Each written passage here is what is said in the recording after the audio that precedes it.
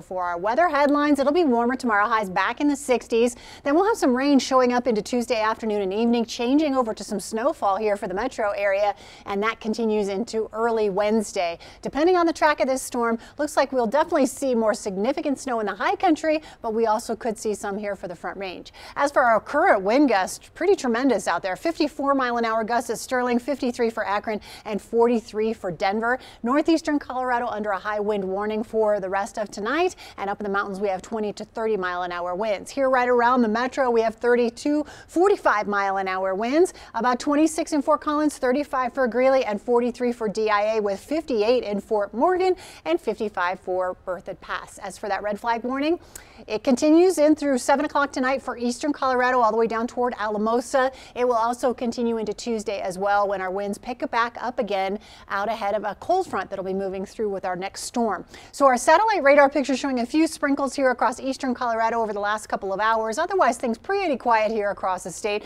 Some high cloudiness here for Denver, and off to the northwest, we also have some scattered snow showers near Estes Park. But otherwise, 32 degrees will be our low tonight, partly cloudy, breezy to windy conditions here for the area. Our temperatures in the low 30s early tomorrow morning. We'll have teens and 20s for the mountains and 20s toward Pagosa Springs and Durango. Here right around Metro Denver, mostly low 30s to start the day. So our wake up forecast in the 30s tomorrow morning until about 8 o'clock. Then we're in the 40s and 50s for the rest of the late morning. We'll have 63 as our afternoon high with partly cloudy skies. Beautiful conditions here across eastern Colorado and the southeastern part of our state, with 60s and 70s for highs, 40s and 50s for the mountains, and mostly low 60s right here around downtown Denver. We'll have 60 at Castle Rock and 61 in Parker.